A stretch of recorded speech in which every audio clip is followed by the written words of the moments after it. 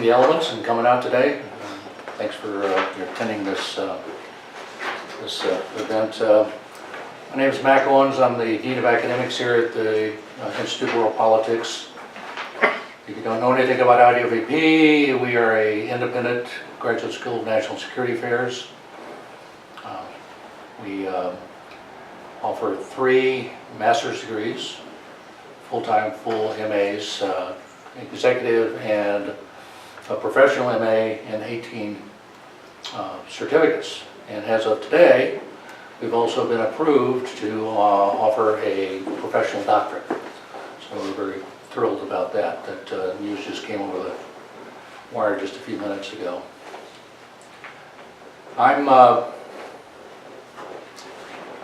We have a lot of public events here, and so we have about 200 a year. We add them all up.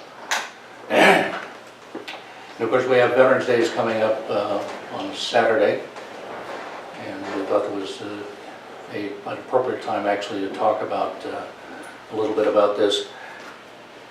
It's important to me because I think Americans have kind of an interesting attitude about veterans, and that's especially the case these days when such a small percentage of Americans serve. And one of the things I passed out here, I just found today, has nothing directly to do with my talk today, but it's by a retired Army general, and it's how to talk to a veteran. And the interesting thing about that, of course, is that a lot of people don't know how to talk to veterans, because the fact is that there once was a time when we had conscription, when everybody probably knew somebody who was either in the military or at least knew somebody who knew somebody who was in the military. That's not necessarily the case today. So I think that this is a topic I find interesting anyway. I hope you will as well. Just a little history. Of course, November 11th, 1918 is Armistice Day, the end of World War I. And a year later, Woodrow Wilson basically used the opportunity to suggest honoring those who had fought in what at that time was called the Great War. In 1926, Calvin Coolidge expanded that a little more, again, offering the opportunity for people to reflect on the war and those who had served. In 1938, became a national holiday, and in 1954 the name was changed to Veterans Day to take account, of course, of all of those who had served in all of America's wars. I always like to make the distinction, so that we know the difference, because it's frequently conflated. Memorial Day is different than Veterans Day. Veterans Day is the day we celebrate all veterans. Memorial Day is specifically focused on those who have died. And my question is, what do Americans owe to veterans? And it's a straightforward question. The article that I passed out to you cites Rosa Brooks, who's a law professor over at Georgetown. And she says, look, there are 3 models when you think about about veterans. One is hero, okay? And that's basically putting veterans on pedestal of some sort. There's another one that dates back to especially Vietnam, I recall. That's basically stone cold killers, especially killing children. We presumably liked to do that when we were in Vietnam. That's more or less gone away. But the flip side of that, another one that comes from Vietnam, is also the idea of the veteran as victim. And a lot of that has its genesis in the Vietnam War. I wrote a review once of a novel, maybe some of you have read, called Matterhorn by Karl Marlantes. If you've been watching the Burns Novick series, he's featured very prominently, and Karl Marlantes is. And when I wrote this, I got a message from a friend of mine who said something that when thinking about that by providing a real understanding of war and its sacrifices, memoirs and novels such as Matterhorn, make it possible for our fighting men to finally get some genuine gratitude. Not sympathy or pedestals, but real gratitude. Every civilian should understand that the veteran has done nothing less and also nothing more than what is sometimes required to maintain liberty. And I like to take that as a starting point. That veterans should not be elevated to something special, but at the same time they should not be treated as victims. And I'm going to take my text, my sermon today is based on basically 3 readings. One comes from Jim Mattis, who's now the Secretary of Defense, of course. And just after he left active duty, he gave a speech at the Marine Memorial Club in San Francisco. And he responded to a question that somebody had asked about the idea of Americans, of soldiers, veterans being victims. And he replied that there are some people who think that you're damaged goods and should be labeled victims of 2 unjust and poorly executed wars. I don't buy it. The truth instead is you are the only folks with the skills, determination, and values to ensure American dominance in this chaotic world. There's no room for military people, including our veterans, to see themselves as victims, even if so many of our countrymen are prone to relish that role.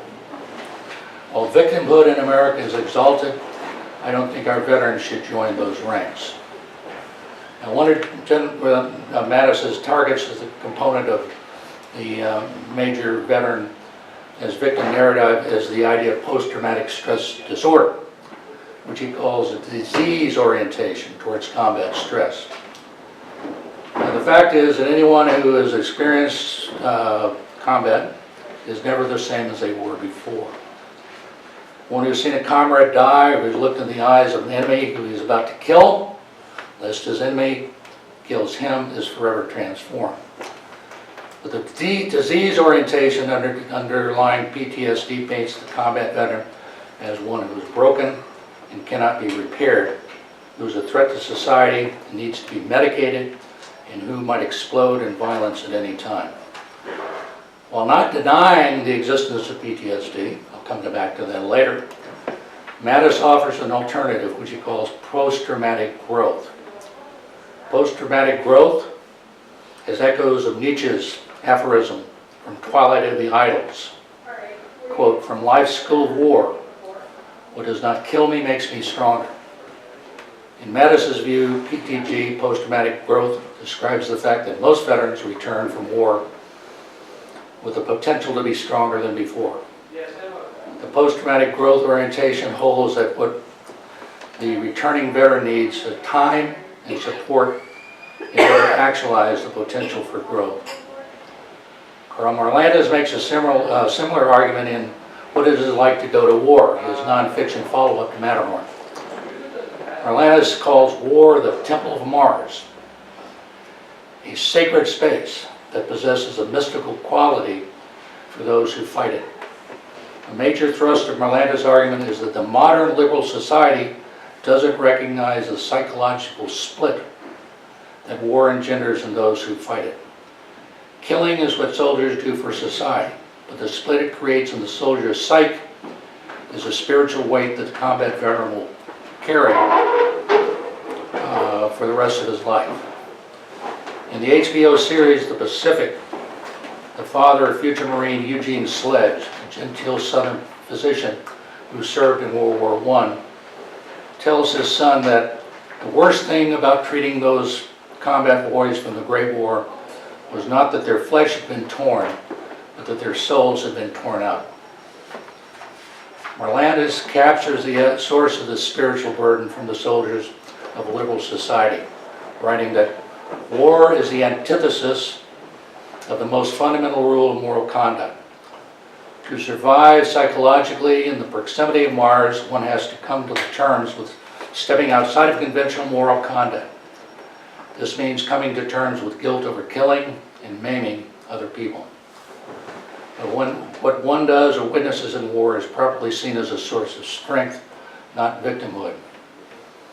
Another veteran, Dave Dinello, who is the author of a book called Blood Stripes, invokes the mythology of Joseph Campbell, the hero with 1,000 faces, when he talks about returning veterans. He wrote a book, Dave wrote a book called The Return, and in which he cites Campbell's idea that universal myths, the quintessential example of which is the Odyssey, represent a quest for meaning, maturity, and mastery that is repeated by human beings in infinite forms. I point out right now that the word myth is sometimes misused. It comes from a Greek word mythos, which basically means a story, a narrative, or something like this. If you look at the idea basically of the grand myths like the Aeneas, the Odyssey, or even the biblical story of Christ, you talk about a journey, a return, an adventure, and a return that is repeated in infinite forms. According to this view, the hero makes a journey marked by departure, adventure, and return. For Dinello, the universal myth also describes the veteran's quest. Lifting ourselves up, finding new experiences, drawing in the old soul's ancient wisdom, and making ourselves more useful to our families, communities, and country.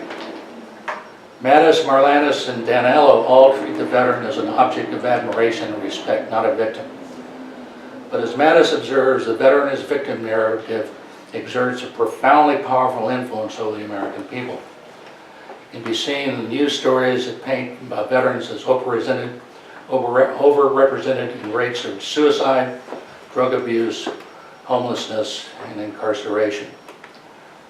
Such sensationalistic stories invariably portray an epidemic of some sort among veterans. Commission of murder. The implication is that veterans have been traumatized by their combat experience and are ticking time bombs who inevitably will commit mayhem against themselves or civilian society. Take a particularly egregious example, a story from the Washington Post in February of 2013 on the epidemic of suicide among veterans, presumably resulting from the trauma of combat in Iraq and Afghanistan.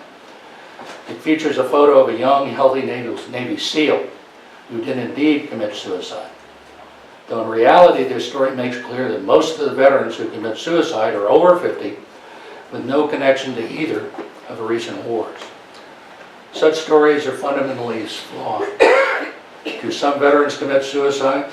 Are some others afflicted by drug use, homelessness, and incarceration?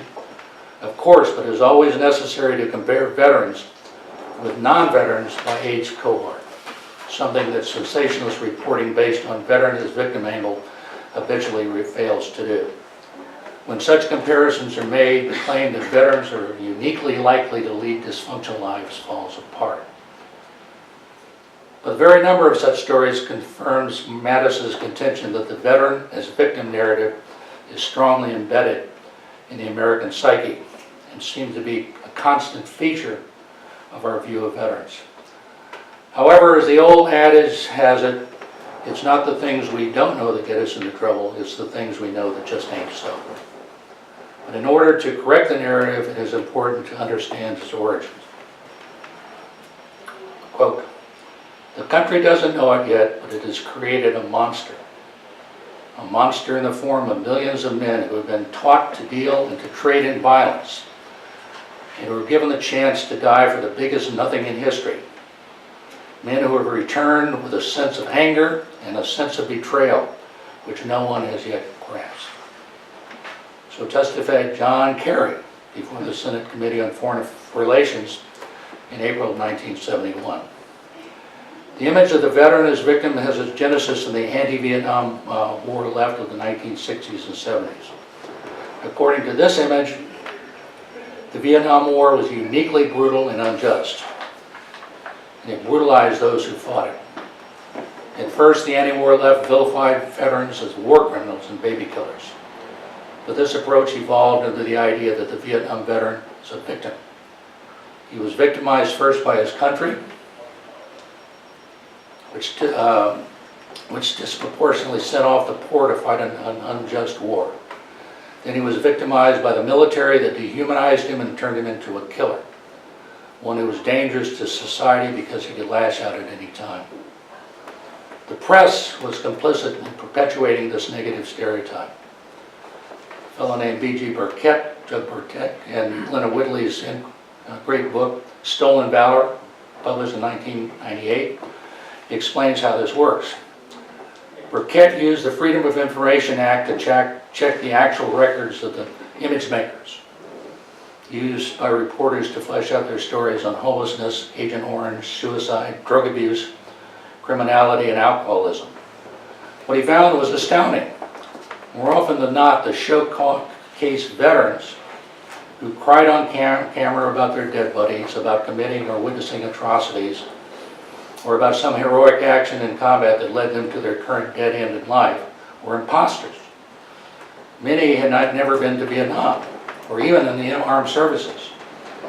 Burkett's book stands as a rebuke to the generation of journalists who were so predisposed to believe the worst about the Vietnam veteran that they failed to do due diligence in checking the facts. The Vietnam vet go berserk angle became a staple of journalism. A watershed event in the evolution of this genre was the 1998 CBS documentary, The Wall Within, which constituted a veritable caricature of the Vietnam veterans. During the war, they routinely committed war crimes, went the narrative. They came home from an immoral war traumatized, vilified, and pitied. Jobless, homeless, addicted, suicidal, they remain afflicted by inner conflicts, stranded on the fringes of society. It was during the Vietnam War that PTSD became a major issue. While PTSD was not officially recognized as a psychiatric syndrome by the American Psychiatric Association until 1980, the foundation was laid by such anti-Vietnam War psychiatrists as Robert J. Lifton, who claimed that the psychiatric trauma suffered by Vietnam veterans was unique. In other words, since Vietnam was worse than earlier conflicts, returning soldiers were suffering severe psychological effects specific to the war. Vietnam also marked a related change in military psychiatry. In World War I, the psychological stress of combat went under the name of shell shock. In World War II, it became combat fatigue. In both of these conflicts, the goal of military psychiatrists was to return the soldier to combat as quickly as possible. Approach is different, but the idea was that traumatized soldiers should be treated as close to the front as possible. Of course, not all could be returned to combat, and many who could be had to be treated, who could not be, had to be treated farther to the rear. The World War II approach was nicely captured by the 1963 movie Captain Newman, M.D., with Gregory Peck, Angie Dickinson, Tony Curtis, and Bobby Darin, in which a soldier who's treated for combat fatigue basically is cured, sends back, and of course is killed, illustrating the military psychiatrist's dilemma. Of course, despite the recognition of the medical profession that psychological trauma was a reality, those suffering from such maladies were seen often as malingerers or even cowards. A case in point involved General Patton, who on 2 occasions slapped and berated soldiers who were patients at an evacuation hospital, but without physical injuries during the Sicily campaign of 1943. One of the interesting things during this period of time is the change in the perspective of the military psychiatrists. Traditionally, these military psychiatrists had seen their job as salvaging the agitated soldier and returning him to combat. But with Vietnam, psychiatry moved from cooperative stance, vis-a-vis the military, to an adversarial one. The new goal was to keep soldiers from returning to combat, to keep them from returning to combat. One wrote, for instance, PTSD has formed a perfect bridge between the horrors of combat in Vietnam and the supposedly widespread readjustment problems of its veterans. Today's PTSD orientation focus on an irreparably broken veteran as directly traceable to Vietnam. The ideological basis of PTSD as a disease caused by service in Vietnam gave opponents of the war an incentive to claim that the malady was very widespread, leading to soaring estimates of the disorder's incidence among Vietnam veterans. Indeed, some have claimed that as many as half of those who served in Vietnam suffered from PTSD, which seems implausible given the fact that only about 15% of those who served in Vietnam took part in combat. But the ideological predisposition to overdiagnose PTSD soon became linked to a bureaucratic one.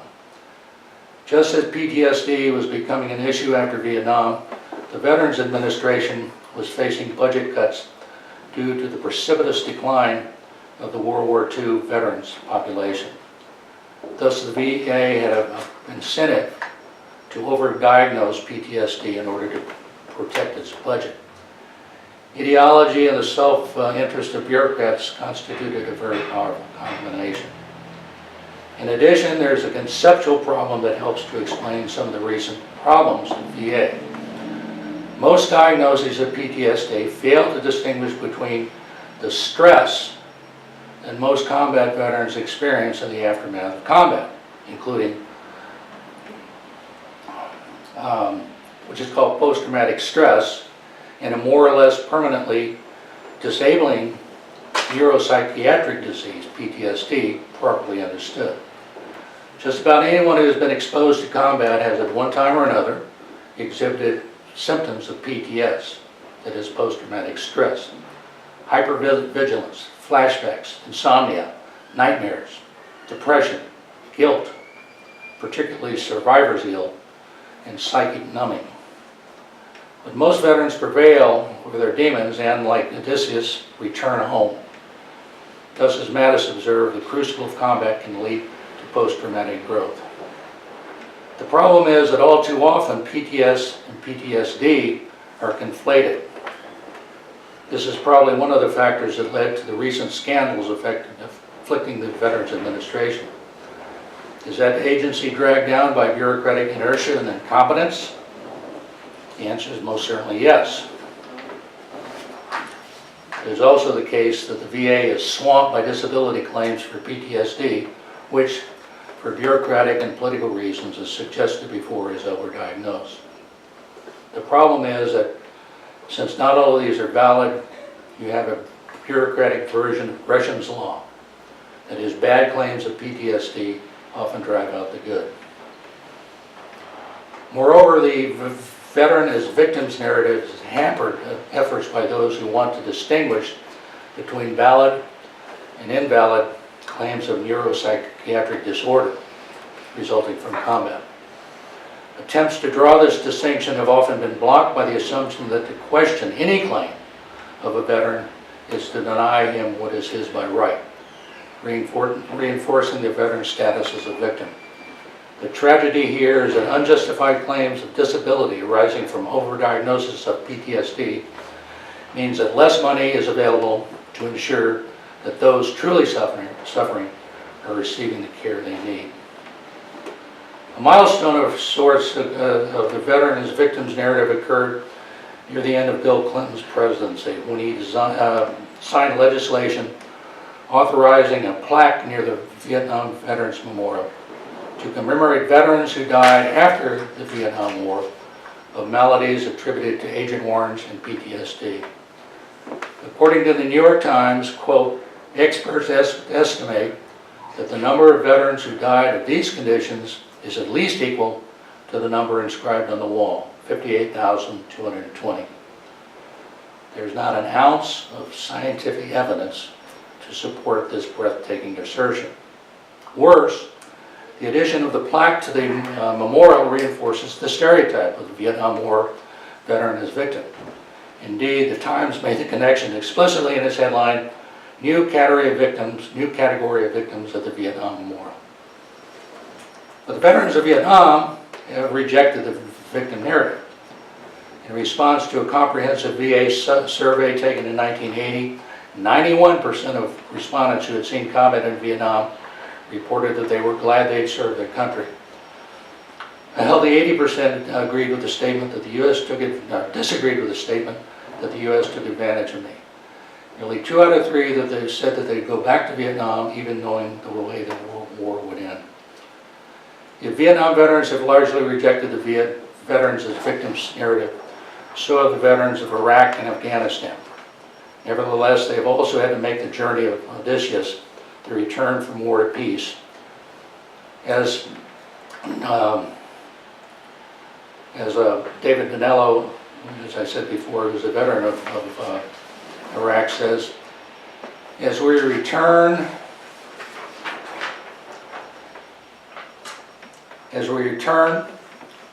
we feel ourselves growing strong in our center. Like stressed vines making wine, the broken places strengthen our resolve and sweeten our spirits. Combat's magic and malevolence can never leave us, but we draw on the same places inside us as we move ahead. When we first come home, awareness of the fundamental truths of war and peace, appreciation of their explosive and tragic dualities, and application of combat's virtues in routine contexts makes us masters of the universal journey inside our heads, minds, and spirit. Violent demons of death and desperation threaten, but vibrant dreams of dynamism and destiny emerge. We struggle to direct combat energy towards civilian life. I'm sorry, I wrote that down myself, and I just can't read my own writing. I think this is what Mattis meant when he talked about post-traumatic growth. And it, more than the disease orientation of PTSD, describes the journey home that most veterans successfully make. There are 2 images that serve as metaphors for the veterans' return from war. The first, which beautifully captures the duality of human life, is Homer's description in the Iliad of the shield of Achilles, which depicts, among other things, the city at war and the city at peace. Of course, Achilles, unlike most veterans, will never get to enjoy the fruits of the city at peace. The second is a passage from Wolfram von Eschenbach's medieval epic Parzival, which illuminates the psychological split within the veteran engendered by war. Shame and honor clash, where the courage of the steadfast man is motley like the magpie. But such a man may yet make merry, for heaven and hell have equal parts in him. Thank you very much.